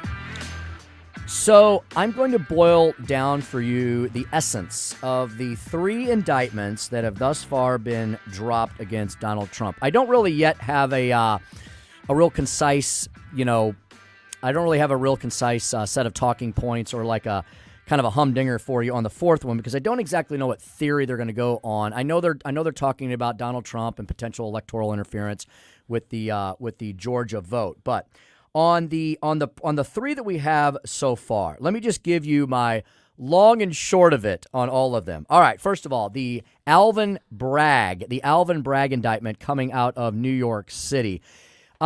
Simply put, I think it's total BS. Okay, and to prove my point, when was the last time you heard anyone in the media discussing this? Flip on CNN, MSNBC, they're not talking about this case. You would think they would be. It's one of only 3. I know it's 3. 3 is historic. 3 is ridiculous. 3 is 3 more than any ever have been lodged against a president. But they're not mentioning this one at all. Remember, this case is about, ultimately at its core, whether or not Donald Trump crossed all his I's and dotted all his T's as to a non-disclosure agreement regarding a settlement that he had with former porn actress Stormy Daniels. Remember, her lawyer used to be the one that Tucker Carlson referred to as the creepy porn lawyer, Michael Avenatti. Adult actress. Adult actress, yeah. Remember Democrats? They wanted him to run for president at one point in time. There was talk of him running for president. There really was. Go back and look at the tapes. So that case, again, Donald Trump was initially, in the indictment in that case, those statutes that I just referred to, the issues that they're alleging that Donald Trump did not do in relation to that non-disclosure agreement, those are misdemeanor business records violations under New York code and probably under every other code in America if states have codes on these types of matters. Alvin Bragg then did something we in the law business call bootstrapping, right? So we sometimes also call it pants and suspenders. There's another phrase for it's not coming to my mind right now. It has to be kind of hook and ladder kind of stuff. You basically take one charge and then you exacerbate it by adding something else onto it. Now, it's supposed to make sense, but in Alvin Bragg's case, it really doesn't. It's something that most, if not all legal scholars, even those on CNN and MSNBC have argued, not really a strong case here. So I think total BS is a great way to entitle that indictment. How about the Mar-a-Lago matter? Now, you could argue, and I think we've even maybe given some consideration to this, if this case gets proceeded upon, that it could be the one that could trip up Donald Trump. But here's my speculation. Here's my theory as to why I don't think that case will ultimately go anywhere either. And it's because if they're going to proceed against Donald Trump, then they're going to have to answer questions as to why no charges are being filed and no cases are proceeding against Joe Biden, Hillary Clinton, Mike Pence, and Barack Obama. Because even though you could sit here and make nuanced arguments and say, well, Obama did this, but Trump did that, or Hillary did this, or Mike Pence did that, in sum and substance, what they're arguing that Donald Trump did is pretty much in sum and substance what the other folks did. And if you look at Joe Biden's situation, the matters that he is being alleged to have violated the Presidential Records Act under are arguably a lot worse. Open cardboard boxes sitting in a random garage next to a Corvette, randomly strewn around the Penn Biden Center. And when you look at what Joe Biden was when he got into possession of those documents, he wasn't president of the United States. Senators and congressmen have no right whatsoever to take classified documents out of SCIFs. Remember Sandy Burglar, as they call him, stuffing things down the front of his pants. So I would argue that the Mar-a-Lago case, which may have some bones to it, I'm gonna suggest and submit that case won't even proceed forward. And even if it does, Donald Trump has a really good affirmative defense on that called the Presidential Records Act itself. Because remember, the Presidential Records Act is not a criminal statute. They charged Donald Trump with espionage under that case. The Presidential Records Act, I think, would trump it, no pun intended. Finally, the January 6th case. We talked extensively with Tom Jipping and other legal scholars about that case this week. Basically, in that case, when you boil it down once again to its essence, Jack Smith has to prove that Donald Trump actually knowingly believed that he lost the election and that it was not rigged. Good luck trying to prove that Donald Trump ever even thought or said that, even if they could pry his cranium open and attach electrodes to his brain and do a Vulcan mind meld. Donald Trump, to this very day, probably this very week, has said that the case, that the election was rigged, the election was stolen. And you know what? When you look at what happened in Pennsylvania, and I don't want to re-explain all that all over again, it's an argument that Josh Hawley made in the Senate on the night of January 6th. And when you look at the Hunter Biden laptop suppression case, and you look at the Time article that was written by, what's-her-face, Molly Balls this week, yes, I think that's really her name, you can see that there were major problems with the election that a reasonable person like Donald Trump would believe that there was at least some argument to be made there. So, in sum and substance, I think we have nothing more than political witch hunts here. I think these are meant to divert from Joe Biden and all of his problems. And even with the fourth indictment, this could be more of the same. As Chris pointed out earlier, the polling doesn't seem to be having the needles moved on it at all. In the meantime, though, in their effort to, quote, get Trump, the leftists, the deep state, the law enforcement agencies that have gone rogue are doing so much damage to our nation, you have to wonder if the republic can survive. And that's the stump speech for today. Have to wonder. Indeedy. All right, Chris, do you got your questions ready for the good doctor? I have my questions ready. A lot of economic news this week that we can digest with Dr. Aaron Hudlin from the Show Me Institute. We'll talk to him next here at 1019 94.1 News Talk STL. Follow Tim Jones on Twitter at Speaker Tim Jones. Tim Jones and Chris Arps, driving the leftists crazy all afternoon. You know, life is hard, but it's harder when you're stupid. From the Michaels Flooring Outlet Weather Center. News 4 Chief Meteorologist Steve Templeton with your first alert forecast. As we head into the evening, especially late evening and overnight for St. Louis, chance for some storms. A low chance for a severe storm, but even if it's not severe, a heavy downpour, some lightning on an isolated storm or two is not out of the question. Those are going to move out by daybreak Saturday, a low of 74, a high of 88 for Saturday. It's a very humid day, partly cloudy. And then Sunday, 89 for the high. And let's watch for some severe storms possible in the afternoon to evening. That is a first alert weather day for Sunday. That's the latest First Alert forecast. I'm News 4 Chief Meteorologist Steve Templeton. News, analysis, opinion. You've never been in Congress. You've never been a governor. You've never been in the Senate. What qualifies you to be president? 1019 and 94.1. That's probably the best qualification. News Talk STL. If you're messing with or cleaning your windows this weekend and you're thinking, man, it's time to upgrade these things, I want you to write this number down and call Window World on Monday morning. Window World, simply the best for less. 314-993-1800. Why should you call Window World? They're one of only 2 windows in the business that carry the Good Housekeeping seal of approval, and they're ranked number 1 in windows sold in the nation by Qualified Remodeler magazine. You know, the folks who put new windows in. In just over 20 years in the business, Window World has improved the look and thermal efficiency of over 70,000 customers. In our region, they're incredibly durable, they look good, and they're amazingly thermally efficient. They offer 18 months, same as cash financing with approved credit. And, you know, the item that really sets them apart, and I can tell this from visiting their factory, speaking with all their people, seeing the product, listening to and reviewing all of the incredible testimonials on all of the ratings agencies and such, is their commitment to customer service. It comes with a lifetime warranty covering all parts, glass breakage, and labor. The preferred window of the St. Louis Blues. Any questions? Free in-home estimate. Give them a call, 314-993-1800, 314-993-1800, 24/7, always available at windowworld.com. That's windowworld.com.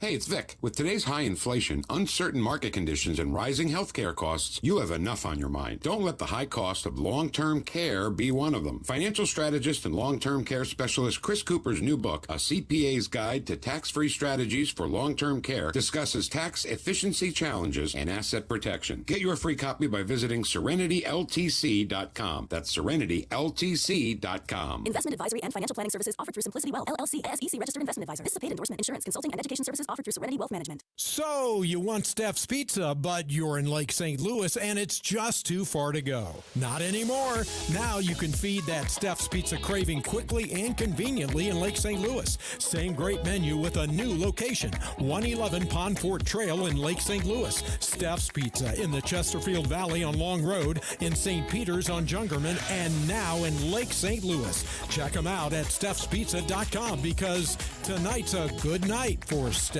Pizza.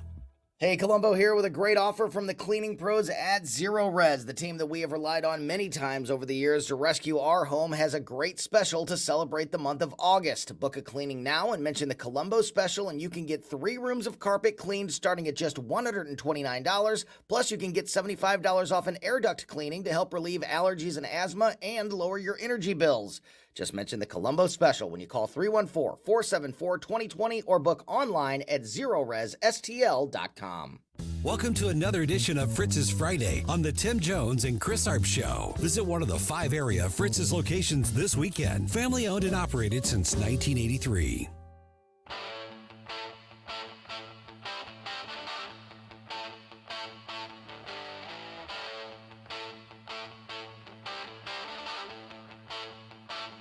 For podcast articles and more, find us on newstalkstl.com. Fiscal responsibility is a priority for President Biden and me. Earlier this year, the president signed debt limit legislation that included over $1 trillion in deficit reduction. His budget would also improve the fiscal outlook by reducing the deficit by $2.6 trillion over the next 10 years. Welcome back to the Tim Jones and Chris Arps Show, 1019-94.1 News Talk STL, 5:29 in the PM. Does your skin crawl as much as mine when Janet Yellen starts? I was just about to ask you, on? when you hear her talk about the economy, do you feel a sense of confidence that the economy is in good hands with her in charge of it? I feel a sense of dread. That's what I feel. But maybe I'm just a partisan. Maybe we should ask our next guest about that and lots more. Once again, joining us here on the big program, we've got Dr. Aaron Hedlund, Chief Economist at the Show Me Institute. He can be found at Aaron_Hedlund on Twitter, showmeinstitute.org. Dr. Hedlund, Aaron, it was great to see you, last week at the ALEC conference down there in Florida. I know you were going into the Tax and Fiscal Academy. I'm sure you learned lots. Great to have you back with us today. Yeah, great to see you there, and great to speak with you now. So, Dr. Hedlund, does your skin crawl? Do you roll your eyes? What reactions do you have when Janet Yellen starts muttering and mumbling on? Well, my first emotion is actually a little bit of sadness because once upon a time, and it feels further and further ago as each day passes, she used to be a credible economist. Oh, really? And she has completely sold that credibility, I think, to curry political favor and allow herself to be in the high position that she is right now. And the funny thing is, when you hear that clip that you just played, there are so many falsehoods in it. For one, taking credit for the $1 trillion in deficit reduction that they fought tooth and nail to not take, and then to talk about $2.6 trillion in deficit reduction over the course of 10 years after they added $5 trillion to the deficit in 2 years. So the idea that this is deficit reduction, they're fiscal hawks, it strains the mind. Dr. Hedlund, the government reported today that 187,000 jobs were created last month. When you gave us that figure last time the numbers came out, you enlightened us that 50,000 of those jobs were government jobs. In this latest report of 187,000 jobs created, how many of those are government sector jobs? Yeah, that's a good question. I didn't even bother getting down to that line of the data this time. Because I was just sort of focused on all the other numbers in there. I mean, and in fact, I should say, they actually reduced downward the jobs from the previous month. Because each month you kind of get the data. Right. And we had, I think they estimated 200,000 last month. That was actually too high. The job growth was actually lower than we thought. So, it's not falling off a cliff yet, but it's certainly we're seeing the economy start to downshift to a lower gear here. Yeah, Aaron, isn't it true? Is it I'm trying to remember if my memory's faulty or not, but you just said that they've downgraded a lot of these numbers. Hasn't like that been generally happening over the last few quarters with jobs and I think GDP numbers as well? I mean, we're now so we're 1, 2, 4, 8. We're like 10 quarters right into the Biden presidency. Looking back over these 10 quarters, they don't really, I don't know what they're crowing about all the time because the numbers would not give you a lot to celebrate, right? I can't really think of any metric that's related to quality of life that has gone up over the past few years. And we've seen prices increase cumulatively by 16%, which is far more than any price increase over the entire 4 years before that. And we've seen purchasing power shrink by thousands of dollars. What's better off? I mean, in fact, even if you look at economic growth, we're below the historical average. Any projection that the Fed or the Congressional Budget Office did about growth back in 2019 or 2020, because they always do these multi-year projections, we have not exceeded really any of those. So when I think about the $5 trillion of deficit spending that's incurred, I ask myself, what has anybody gotten in exchange for it? And I don't think the American people have come out ahead in any area. Dr. Hedlund, I learned this week that for the first time in American history, the debt payment this year will be $1 trillion, which is more than the defense budget. We see also this week that Fitch downgraded the United States debt. You would think that would be a reason for it. But when I read the reasons for Fitch's downgrade of our debt, it seems to be more about politics than for economic reasons. They were worried about the rancor between the House and the Senate and the Democrats and Republicans on passing a budget, but there really wasn't that much about the future economic strength of the United States or problems with that. Well, first of all, you actually can't completely separate the economics and politics of these debt crises. I mean, if you go back to Greece, when Greece was defaulting, it's because the excessive debt started to create these very difficult political questions where in order to pay the debt, they had to cut other stuff, and voters didn't like that.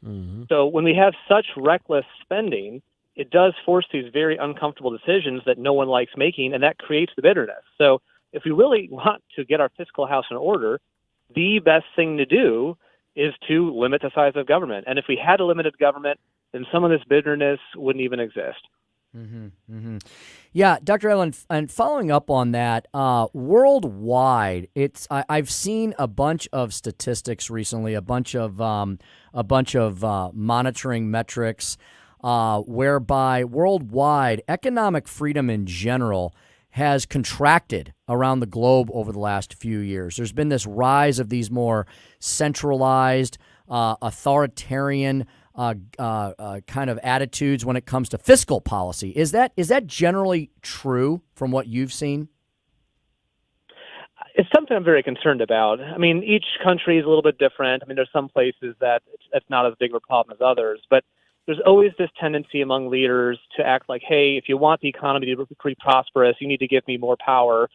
And I'm especially concerned about that, of course, here in the U.S. where we live, because it's not just the government bureaucrats that are trying to amass more power through regulations and taxes.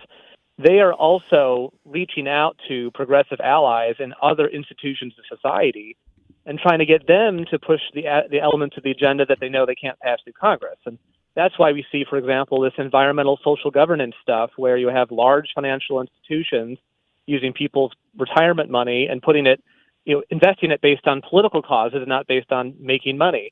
So the more that things get politicized and kind of progressives try to find every lever of power to push their agenda against people's will, it's something that's very concerning.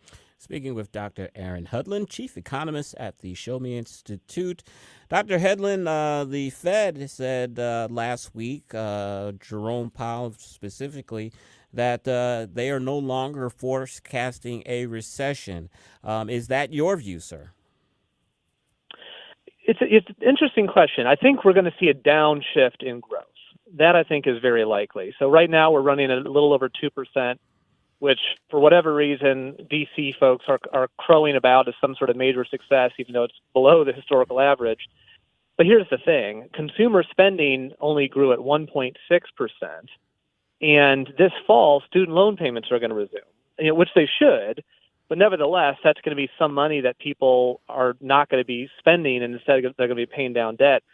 So I think we could very plausibly see consumer spending flatline, and that would take growth closer to that zero mark, which is really where we call it a recession when growth goes negative. So I don't know if we're going to go negative, but even if we get growth of 1%, that is a failure. That is a failure of policy. The U.S. economy should not be growing at that kind of rate. Mm-hmm. We really need to be aiming for 3+. Speaking to Dr. Aaron Hedlund from the Show Me Institute, showmeinstitute.org. Dr. Hedlund, following up on that point, I heard a fellow that I know you've rubbed elbows with in the past and also respect as much as I do. I heard Larry Kudlow discussing kind of that issue of the lack of growth in our country over the last few years. And it seems like Dr. Hedlund, that the national media has done everything they can to not use the R word, not use the recession word. This despite the fact that last year we had the textbook definition of a recession, right, with 2 quarters of contraction. And what Larry was arguing for is, whether or not you want to argue back and forth about the nuance of an official recession or have people change the definition on you, these have felt like very recessionary times. The last year and a half has had a very recessionary feel to it. Would you agree or disagree with that, and why? I think that makes a lot of sense. So the National Bureau of Economic Research has a business cycle dating committee, which is not nearly as fun as it sounds. And absolutely nobody in regular America wakes up and checks to see what the business cycle dating committee said, right, to see whether they think the economy is good. Right. They look at their paychecks, they look at prices, they look at how easy it is to get a house, all those sorts of things. And when you look at those quality of life indicators, with prices going up 16%, with purchasing power falling by thousands of dollars, and you have to spend $1,000 more per month now to buy a $400,000 house because of the higher interest rates, those are all things that people feel, and it's not good, which is why people aren't very optimistic about the economy right now. Mm-hmm. Dr. Hedlund, we're probably going to have a government shutdown in October. The Democrats and Republicans are far apart on a budget, and it harkened back to the borrowing authority issue that we had earlier in the year. And please take in mind my very limited capacity to understand this and small brain. But can you explain to us the concept behind minting a $1 trillion coin to avoid us defaulting on our debt? Yeah, well, it's not going to happen. I mean, this is the thing is... what's the concept behind that? I would like one. Yeah. I mean, the thing is, printing money does not actually solve any problems. And in fact, printing money is exactly an inflationary thing that we want to avoid doing. I think right now is the left is trying to figure out any way it can to not actually have to negotiate with conservatives so that they can just kind of ram things through. And frankly, I'm not a lawyer. Maybe this stuff violates the Constitution. It's certainly economically nonsensical. The reality is we've divided government, and that means you got to go negotiate something. And when they did the debt ceiling deal recently, that set caps on what total spending is. So unless the left is going to renege on that and try to push for more spending, I think the public will revolt against that. Aaron, you have a very interesting, entertaining, and informative Twitter feed, and I want to talk about one of the entertaining posts I heard you that I saw you make just a few weeks ago. Didn't know you were such a big Swiftie fan, but I know you have a bunch of kids in the house, so maybe that's where it comes from. You found a story at Billboard.com about Taylor Swift's incredibly fantastical, amazing, according to some, Eras Tour and the massive impact it could have on the economy. And you tagged that story with the question, will Taylor Swift be the reason for more Fed rate hikes? Do explain what's going on there in your mind. Well, I certainly hope that we're not getting more Fed rate hikes because of Taylor Swift. But the thing is, with inflation what it is right now, there's really two ways to bring it down. One is for the Fed to suck money out of the economy and to try to cool it down. Mm-hmm. The other would be for the White House and Congress to come together and pass something pro-growth. So if Taylor Swift can somehow single-handedly heat up this economy, then the Fed's going to have to fight against that and cool it back down. But hopefully that won't come to pass. Dr. Hedlund, our own Jason Smith, Congressman Jason Smith, chairman of the House Ways and Means Committee, was attempting to pass a big tax package this year. Looks like it's going to get hung up. One of the issues that has it hung up is the SALT deduction, where these large states want to be able to have their citizens deduct their state income taxes from their federal taxes. What's your thought on that? I think it was a very wise move to limit that deduction, which is what happened under the tax reform passed in 2018, because essentially it's a subsidy to expensive blue state coastal areas.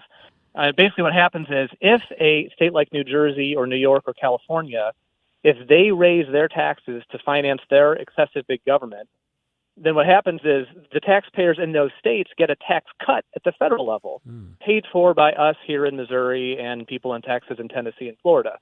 So the reality is we should not be subsidizing coastal liberal governments, and therefore I absolutely think that SALT deduction should remain capped. Mm-hmm. Dr. Aaron Hedlund, our guest here this afternoon from the Show Me Institute. And folks, Dr. Hedlund has a great article up talking about one of the very subjects we just discussed, brand new article, Recession, to be or not to be? That is the question. You can find that at showmeinstitute.org, along with a lot of other great commentary and factual data.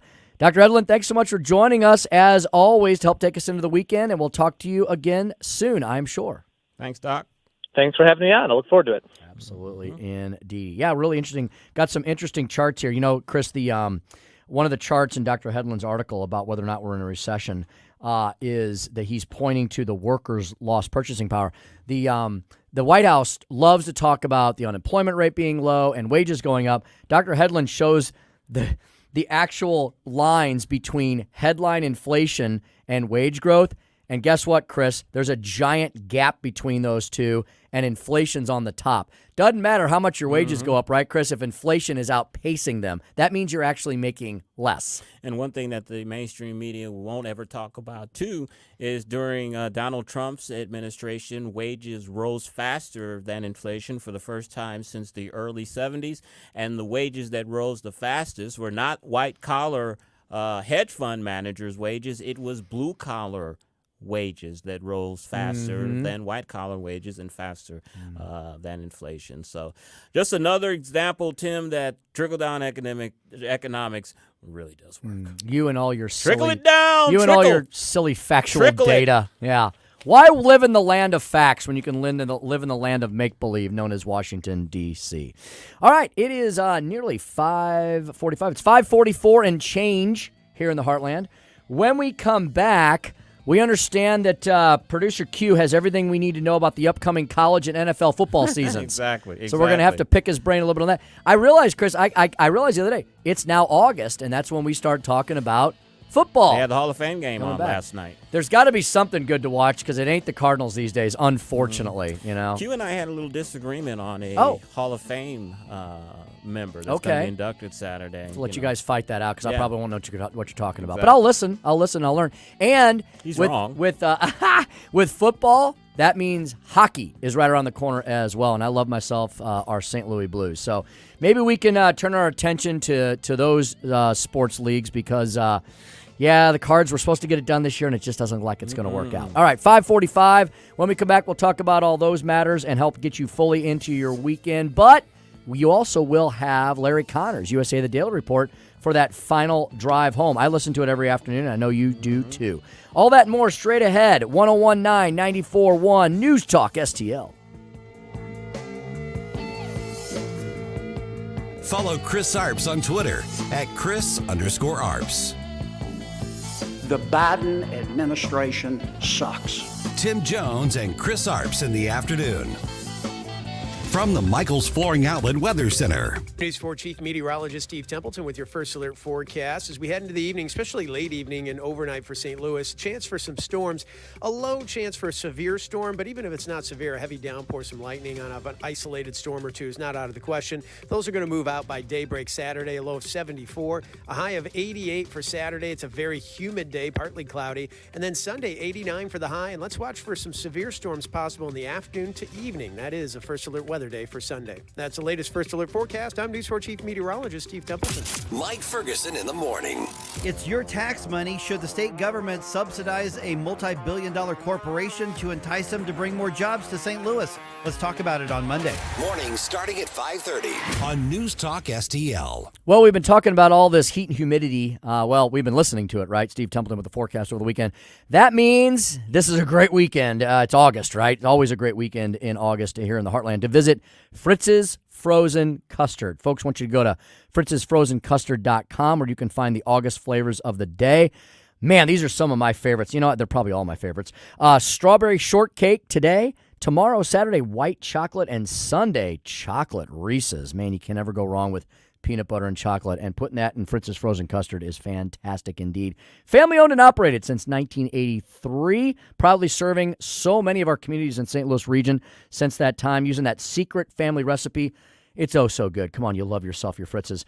One-of-a-kind, delicious frozen custard offered up in sundaes, concretes, cones, shakes, malts, and more. Open 7 days a week, 11:30 to 10 p.m. 5 convenient locations. I'm going to give you the locations, and then you need to go to fritzsfrozencustard.com, and you can see exactly where these are in Florissant, St. Peters, O'Fallon, Wentzville, and West County. Fritz's family and staff, they're wonderful people. We've gotten to know them really well over the last couple seasons that we've been helping them sell more Fritz's, and you've been responding. They're dedicated to serving you the highest quality product while providing extremely fast and friendly service. Like I said, strawberry shortcake today, white chocolate tomorrow, chocolate Reese's on Sunday. Those are the August flavors of the week for this weekend. Make it a Fritz's Frozen Friday. How about a Fritz's Frozen Weekend? fritzsfrozencustard.com, fritzsfrozencustard.com. Getting a new floor for your home can be intimidating and a little scary, but that's not the case when you go to Michaels Flooring Outlet. Katie here, and my mom and dad used Michaels, and they had a great experience. They've been a locally owned and operated family business for more than 30 years. You want variety? Michaels has carpet, hardwood, laminate, ceramic tile, luxury vinyl, natural stone, and many other options. Shop in-store at one of their 3 locations in Creve Coeur, Dardine Prairie, or St. Peters. Check out everything that Michaels has to offer at igotfloored.com. From home improvement to replacement, do-it-yourself electrical projects can be shocking. That's where Grasser Electric can help. They've been lighting up St. Louis for years. From ceiling fans and dimmer switches to repair or replacing your electric. No job is too big or too small for your home or business. Grasser Electric will even install emergency backup generators. So call Grasser Electric today before the sparks start to fly. 636-441-5200 or go to grasserelectric.com. So we finally got the parts for the time machine. Classic Kicks Country is streaming now. Hear all your new country favorites from the 90s. Streaming as it happened in the 90s. Classic Kicks. Download the Classic Kicks app from the App Store. Online at ClassicKicks.com. Or enable the Classic Kicks skill on Alexa. 90s new country streaming now. Hey, it's Vic, and I'm here with Kathy Connor at Connor Roofing. Kathy, What makes Connor Roofing different? Hey, Vic. I'm glad that you asked. I think that what really sets Connor Roofing apart is our relationship with our customers. It's very important to us to develop that trust with the homeowner. This is what has allowed us to serve our friends and our neighbors in the St. Louis area for 30 years. Whether we are doing a roof or a gutter repair or even a full replacement, you can count on Connor for quality service and workmanship. Thanks, Kathy. To find out more, visit them at connorroofing.com. That's CONNER roofing.com. This hour of Jones and Arps brought to you by Window World. Simply the best for less. 314-993-1800 or visit windowworld.com.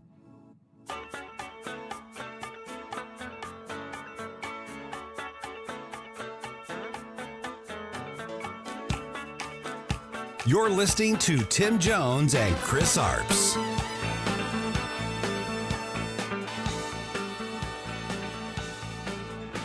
As the name suggests, community banks are in the community. Brilliant. Absolutely brilliant. Really? Welcome back to the Tim Jones and Chris Arps show. That is our illustrious Vice President Kamala Harris. Who writes that material? Tells us that community banks are in the community, that AI stands for artificial intelligence. What did she explain to the sixth graders about space? Or about Ukraine is a country. It's a small country next to a bigger country. Exactly, Yeah. exactly. And I think Tim, Quentin, when you hear clips like that, it makes you understand why we're hearing all these slight rumblings of possibly replacing Joe Biden. And when you hear those talks, you don't hear much talk of, oh, we're in good hands. We've got Kamala to fall back onto. You don't hear a lot of confidence in the VP. She's not debating Ron DeSantis. Gavin Newsom is. That kind of tells you everything you need to know right there. Yeah, she better watch her back. I still think that if she was removed from the ticket, that it would be a disaster for the Democrats because black women, black people would have a conniption fit. We saw the Washington Post story that said that black people are not enthusiastic about Joe Biden. There was a Washington Post poll last month that his approval among African Americans has risen from 60 to 70%, but still, that's way below historical norms for a Democratic candidate. So, let's lighten it up here. We were talking a little bit about the NFL. I actually was channel surfing last night and saw the game. And I got a question for Q. They were interviewing Rondé Barber. And like I said, I don't follow sports as closely as I used to. I did not know that he had made it into the Hall of Fame. I remember his career. He and his barber Tiki were, him and his brother Tiki. The brothers, right? Yeah. From New York, From right? New York. Yeah. They were twins. Yeah. Tiki Barber was a long-time running back for the New York Giants. But I was a bit surprised to see that Rondé was going to get a gold jacket. Was he that good? Like I asked you during the break, was he a Deion Sanders shut down corner? You didn't throw it to his side of the fence. So you talk about Deion. Deion's a diva. The gold standard. Deion's a diva. Deion is going to make headlines every time. Rondé Barber, Tiki Barber, they weren't like that. They were the complete opposite. So Rondé's quiet in what he does, but he opened the game on the defensive side to how you have a lot of these smaller, undersized D-backs nowadays attacking the line of scrimmage. He's a 5'10 corner with third most sacks in NFL history when it comes to DBs. Second most tackles for loss in corners. So, I mean, you're talking about a 5'10 little tiny corner who gets down and dirty. And we all know Deion doesn't tackle. He doesn't get paid to tackle. Deion does not tackle. And that's the difference right there. Deion doesn't get paid to tackle. Rondé's going to throw his body into the line every single time. Talk about interceptions, return for touchdowns, fumble returns for touchdowns. Practically every time he touched the ball, he's taking it to the crib. Now, tell me this. When I was watching the NFL broadcast last night, he was saying, his brother Tiki was saying, you're in. Now it's my turn to get in. Two questions for you. Does Tiki Barber, does he have stats? I don't think so to get into the Hall of Fame. And plus, that little incident with messing around with the intern or the production assistant when he was working at NBC while he was married, that was a big scandal. Will that hurt his chances of getting into the NFL? But is Tiki Barber, is he NFL material? I thought Tiki was already in. You're kidding. I thought he Come was in on. a few years ago. Really? That's shocking that he's not in. He has a Super Bowl ring, for one. He's one of the. Where does he match up in all? Now, all, see, in and all th- and per, this on is the yards? where- You know, does he have 8, 9, 10,000 yards? And this is where I'm not too sure if he stacks up in that manner. But as far as the progression of his career, I mean, from where he started with all the fumbling issues that he has, and then didn't have a single fumble for multiple years. I mean, it's a great story. He has a Super Bowl ring. You know, a lot of guys don't even have Super Bowl rings. So yeah, I guess it's all just, hearsay. Aaron Rodgers going to make a difference in the Jets this year? You Tim, know, what do you think? You would think he would. I mean, I'm a big Aaron Rodgers fan. He's at the tail end of the career, as they like to say in sports. That's always a tough time to be picking up somebody who's an all-star quarterback. But I don't know why I've always liked the Pack. So it was easy for me to cheer from there. I was in New York for 10 years, so. When you live there for a period of time, you start developing an affinity or a dislike for their teams. And it's funny because I can tell you that if you're a Giants fan, which I was when I was there, you're not a Jets fan. Like that's the opposite. Please tell me that you were never a Mets fan. If you're a Yankees fan, you are not a Mets fan. I was a huge Yankees fan. They were my AL team. Because the Cardinals and the Mets were were a huge rivalry. Mets are pond scum. I was like, please, Tim, tell me you didn't go to the dark side. No, not at all. No, I hated the Mets. No, they had a stupid stadium and everything. They finally built a new stadium. That old Shea Stadium was such a dump. But anyway, so guys, who are the big? I know we only got like a minute or so left. Who's supposed to be awesome this year in the NFL? What teams are we supposed to be watching out for? Do we know yet? Q? Do we know yet, Q?